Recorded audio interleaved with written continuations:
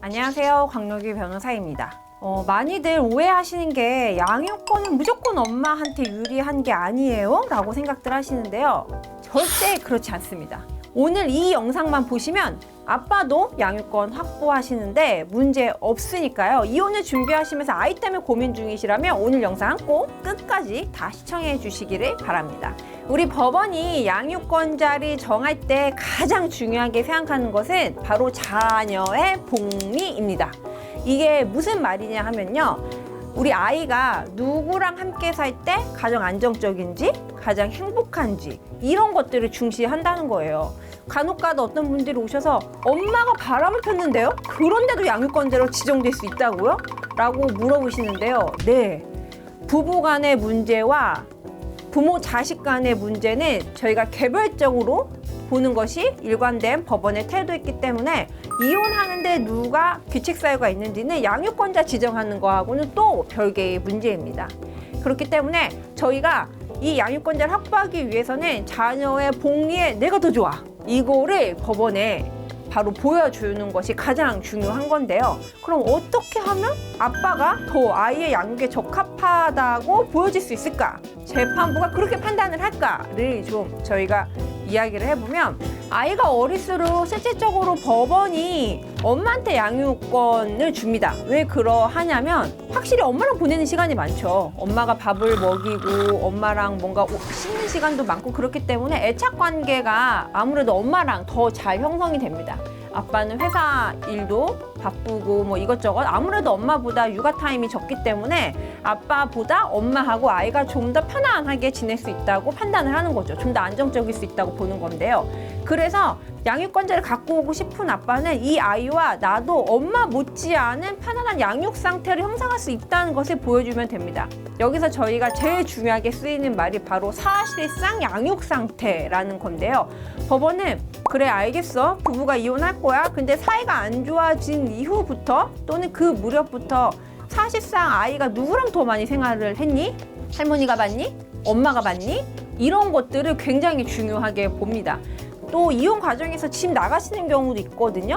그랬을 때 누가 집을 나갔으면 그러면 이 아이는 누구랑 살았니? 이런 것들을 굉장히 중요하게 보기 때문에 만약에 양육권을 꼭 확보해야 된다 그러면 아이를 유치원이나 어린이집에 보내신다고 하더라도 그 이후 하원 이후의 삶을 예컨대 할머니랑 한다든지, 아빠가 조금 일찍 퇴근해서 시간을 많이 보낸다든지, 또는 시터분을 이제 고용을 해서 그 아이를 돌본다고 하더라도 저녁 같은 거는 아빠가 준다든지 등원은 아빠가 시킨다든지, 이런 식으로 엄마 못지않게 아빠가 육아에 적극적으로, 양육에 적극적으로 참여하고 계셔야 됩니다.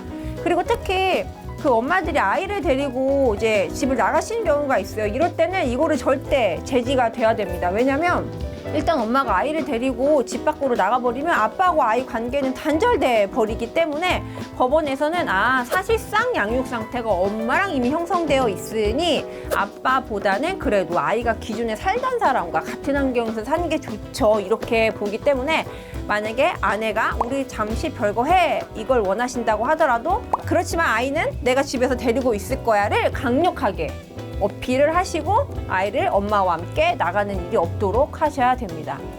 이런 경우도 있습니다. 어느 날 집에 와봤더니 아내가 아이를 데리고 나가버린 거예요.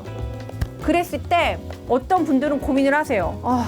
아이가 나갔네? 어떻게 해야 되지? 이렇게 하면서 시간이 계속 점점 이제 벌어지는 경우가 생기거든요. 근데 만약에 엄마가 아이를 데리고 일방적으로 나갔다고 해도 가급적 빨리 아이를 다시 집으로 데리고 오셔야 합니다. 그렇지 않고 한참 시간이 지나서 예컨대 뭐 한 두세 달 지난 후에 이 상태로는 도저히 안 되겠어, 아내를 아무리 설득해 봤는데도 집에 돌아올 생각이 없으니 이제 어쩔 수 없지 뭐, 아이를 그냥 데려오는 수밖에, 이렇게 해가지고서는 무작정 가서 아내와 합의 없이 몇 달 경과 후에 아이를 데려와 버린다면, 그렇게 형성된 사실상 양육 상태가 존재된다고 하더라도 우리 법원은 아니야, 약간 이거는 아이를 탈취한 것 같은데? 아이를 억지로 데려온 거잖아, 엄마가 이걸로 봤더니 경찰 고소도 했던데? 막 이런 사정이 뒷받침되면은 아무리 양육 상태가 형성되어 있다고 하더라도 엄마가 양육권자로서 부적합한 것이 아니라면 아빠에게 양육권을 주는 케이스는 매우 드물다, 이렇게 보시면 됩니다. 법원은 법을 존중합니다. 그래서 아이를 사실상 양육 상태를 형성하는 과정에서 조금이라도 불미스러운 점이 개입되거나 하면은 양육권자 지정되는데 이제 불리할 수 있으니까요. 이런 것들을 참고하셔서 무조건 사실상 양육 상태를 만들어 주셔라. 그러면 아빠도 양육권자로 지정되는데 문제가 없다. 이렇게 정리해 볼 수 있겠습니다. 사실 이혼에서 가장 많이 다퉈지는 쟁점도 양육권인데요. 관련해서 궁금한 점 있으신 분들은 저희한테 전화 주셔도 되고요. 댓글로 문의 남겨주시면 저희가 친절히 상담 드리도록 하겠습니다. 감사합니다.